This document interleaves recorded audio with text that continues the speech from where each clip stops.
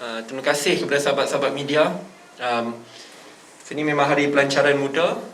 Tadi saya dah berikan ucapan, Amira dah berikan ucapan. Kalau ada soalan berkait rapat dengan pelancaran, kita akan jawab dahulu sebelum kita buka kepada soalan-soalan lain. Boleh ya? Okey.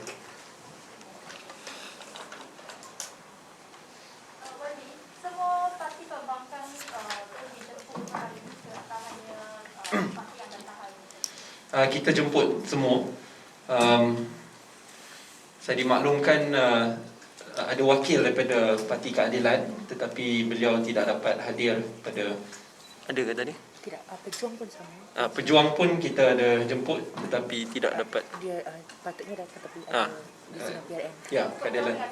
Sepatutnya ada wakil. Kita jemput. Yang penting kita jemput lah. Kita jemput semua. Ya.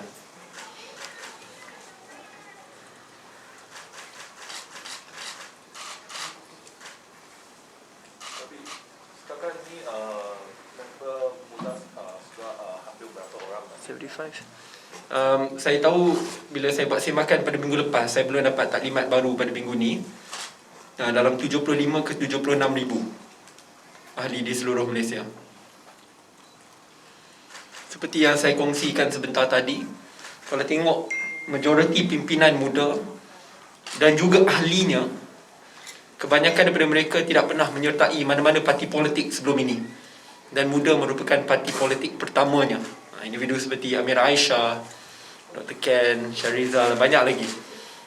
Dan ia gandingan mereka yang dah berada dalam parti-parti politik. Dan juga majoriti yang tidak pernah menyertai mana-mana parti politik. Dan muda merupakan rumah pertamanya.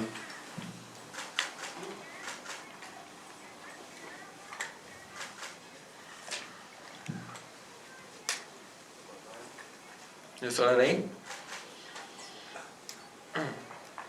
Maybe when will Muda be holding its annual general assembly to elect the party post?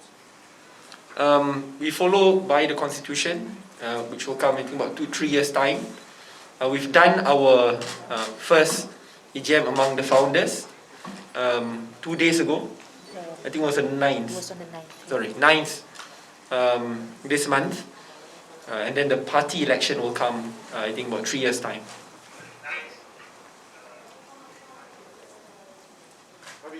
Daniel from Sinari. Yeah. It's a matter of optics, actually. I just wanted to ask whether it's pertinent for you to have the presence of foreign ambassadors at the launch of your party. The US, the EU, French.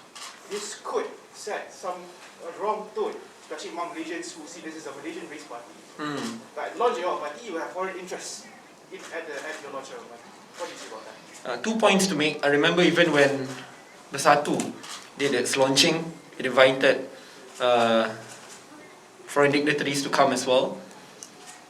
But the reason why for Muda we want to do it is because we want to send a very clear signal that Malaysia wants to be a developed country, a dignified country, a country which is governed with integrity, and building strong ties with neighbouring countries and with the international community is critical to ensure Malaysia's continuous progress and development.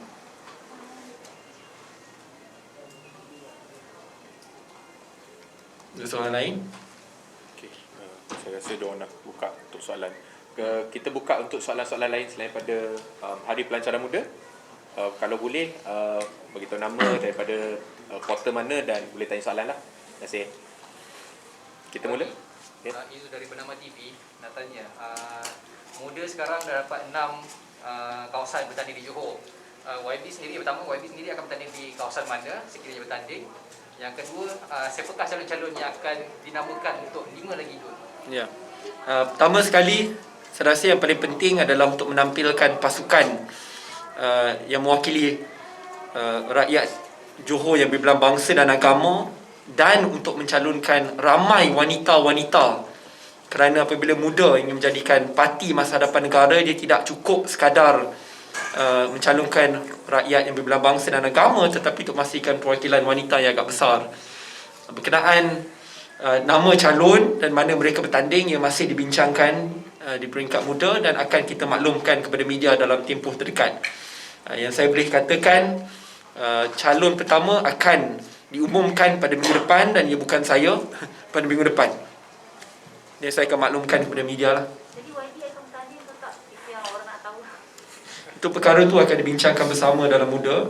Tetapi saya ingin pastikan bahawa orang boleh lihat ramai lagi pemimpin-pemimpin lain yang bersama dalam muda yang wajar diberikan perhatian yang secukupnya kerana mereka ini jauh lebih baik daripada saya.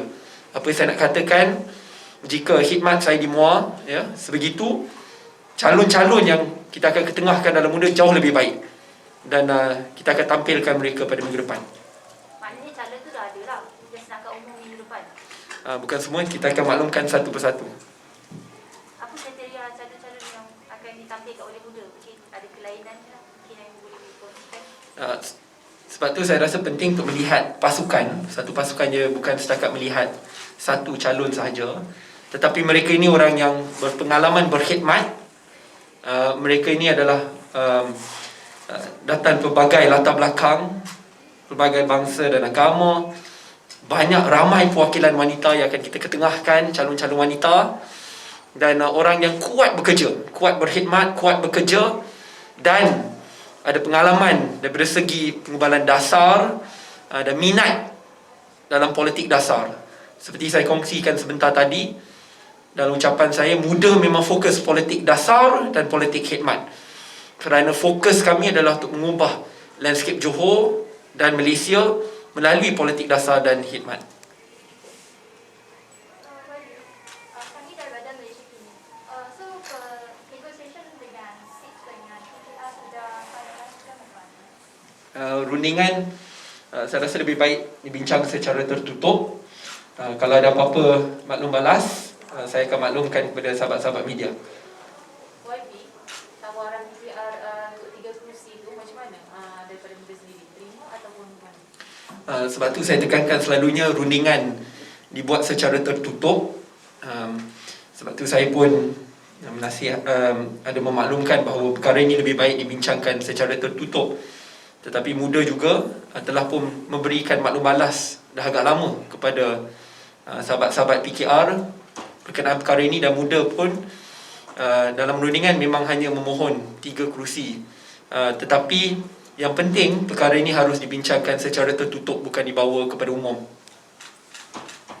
So, sebabkan pada sebulan yang lepas, so muda terpaksa meminta maaf sebanyak 2 kali sebab tersinggung perasaan atau macam mana dengan kawan-kawan di sini kan. So, adakah perkara sebegini akan menjejaskan hubungan muda dengan masyarakat sekarang?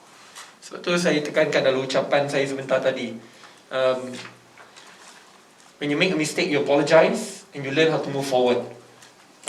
Dia jadi masalah apabila kita angkuh dan bodoh sombong, rasa kita sentiasa betul dan tidak mahu memohon maaf. Sebab tu tindakan terus diambil, bukan tindakan kecil ya, menggantung bukan seorang tetapi sepasukan sampai kita dapat tindakan utamat. So I think that's one way to move forward. Tetapi fokus kami sejujurnya pada minggu depan adalah untuk bukan sekadar untuk mengemukakan calon-calon muda, tetapi juga untuk mengemukakan cadangan-cadangan, solusi-solusi muda kepada rakyat Johor untuk dijadikan tawaran untuk kita buat pembaharuan berskala besar di negeri Johor. YB muka ni adalah muka-muka baru dan YB tadi cakap nak tampilkan lebih ramai perwakilan wanita. Adakah muda yakin boleh memenangi hati rakyat Johor sebenarnya YB? Dia menang ke? Dalam bab ini, itu memang kuasa terletak di tangan rakyat. Tanggungjawab muda adalah untuk memastikan bahawa kita berusaha sekeras mungkin untuk membuktikan kebolehan untuk menampilkan calon-calon ini, bahawa ini di kalangan mereka yang kuat berkhidmat, kuat bekerja dan ingin membawa perubahan berskala besar di negeri Johor dan selepas itu ke Malaysia secara keseluruhan. Rakyat terima atau tidak, kita akan pastikan itu tanggungjawab muda untuk pujuk dan bekerja keras. Kuasa terletak di tangan rakyat. YB, Hakim here, reporter from Privilege today. Undi 18 will be, this election, Johor election will be the first election for Undi 18, for the young voters. So how is it different in terms of nominating a candidate or discussing candidates for this time, for the 6 seats? To be honest, not just about the 6 seats. I think across the 56 seats in Johor. I think all parties now must adapt and adopt undi 18. If not, they will be disrupted and left behind. That's why you see establishment parties as well talking about fielding a lot more young candidates. I think that's one of the biggest effects of undi 18. Not just about fielding young candidates, but to ensure that the policy outcomes and policy propositions are also in favour of young people.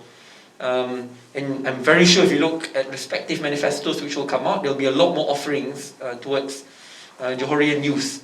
So I think that's one of the best effects of undi 18. So I think it's felt remarkably well, not just for Muda's negotiations, but for all parties. Baru-baru ni ahlian daripada sebelum ini, baru-baru ni pemuda UMNO dan Amanah kata yang muda ni just nampak gah dekat social media. Jadi apa respon YB? Kalau gah kita biar rakyat tentukan di Johor untuk menilai. Yang kedua, boleh nilai sendiri walaupun muda belum berdaftar pada bulan Disember apabila Malaysia dilanda banjir. Muda sebagai sebuah parti politik yang tidak berdaftar berjaya meraih dana 3.7 juta ringgit dan juga mobilisasi lebih 11,000 sukarelawan di seluruh Malaysia berbas-bas turun daripada satu negeri ke negeri yang lain untuk berikan bantuan, untuk bersihkan rumah, untuk selamatkan mereka yang terkesan dan selepas itu memberikan mereka peralatan elektronik. Ini adalah usaha jelas yang datang daripada muda dan rakyat dan mereka ini kuat berkhidmat. Dan itu adalah fokus kami. Untuk melihat kekuatannya, saya rasa lebih baik biar rakyat tentukan semasa pilihan raya. Terima kasih. Nak tanya sebab seat negotiation ni setakat ni adalah berbincang dengan pihak. So adakah seat yang muda ambil itu akan bertindih dengan warisan juga ke atau akan berbincang dengan warisan? Sebab itu saya rasa dalam bab ini lebih baik rundingan dilakukan sebalik takbir. I mean, in behind closed doors. We will announce when the time is right. YB, I understand that negotiations are top secret or whatever, it doesn't matter. But at this point of time, what PKR people are saying is that basically Muda and PKR is at a collision course. They already collide. So why should PKR give you guys fees? Well, my job is to ensure that Muda members and Muda leaders respect the process, and that's why we do not talk about seat negotiations in open. We have not. You will never hear Muda talking about us contesting 6, 10, 12, 14, 15 seats. Only when it's finalized will we sign that agreement and will we inform the press. In regards to clashes, my stance again is when we make a mistake, apologize, and above and beyond that, when there are Keadilan leaders who criticize, accept it, learn from it, but it's better in this regards to focus our guns on changing Johor. That is our utmost priority. And that's why next week, the discussion from Muda will be about our offerings in terms of our candidates and also our offerings in terms of policies in Johor. I firmly believe that the people of Johor do not want to hear the bickerings, do not want to hear about seats. What they want to hear is what can we do to make Johor a better state and what can we do to ensure that Johor becomes an exemplary state for other states in Malaysia. The situation is that both Muda and PKR now share a similar situation with Bersatu and UMNO. It's parallel, but the trajectories you guys are fighting among each other, and this will be the same thing in the future. So again, I ask, the principle is why should PKR give Muda face in even any point in time? In terms of PKR, I think you have to ask PKR because I'm not a PKR leader, but on behalf of Muda, I can answer. Our focus, again, is not to go on a coalition course. Our focus is to present a better offering to the people of Johor. YB, does that mean you'll give up the Wangsa Putri seat as requested by PKR? On this issue, I mean, I think this was a report from the Malaysian... It was an open letter by Deputy PKR that one. Chief Okay, sure. requesting for Muda to relinquish their seat. Muda is a party of its own. We have signed an electoral pact together with Amanah and DAP, and we will defend it. So you will not make way for PKR in that seat? We will defend what we have signed via the electoral pact. Alright, thank you. YB, nak minta clarification sikit. Macam YB cakap dekat sebelah tadi, 92% ahli merupakan mereka yang tidak ada pengalaman dalam berpolitik. YB bagi tahu kriteria tadi adalah untuk bertanding mereka yang datang daripada pelbagai latar belakang, kuat bekerja dan sebagainya. So soalan saya, adakah yang akan dicalonkan nanti dari muda 8% yang ada pengalaman berpolitik ataupun 92% yang tidak mempunyai pengalaman berpolitik yang akan dicalonkan dari muda? Dia bercampur-campur. Sebab itu kita nak pastikan bahawa calon-calon yang kita kemukakan adalah mereka yang kuat berkhidmat, kuat bekerja dan ada pengalaman daripada segi penambahbaikan dasar ataupun dalam NGO,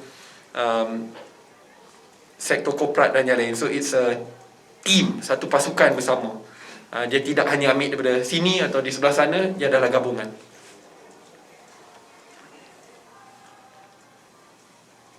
Baik. Okay.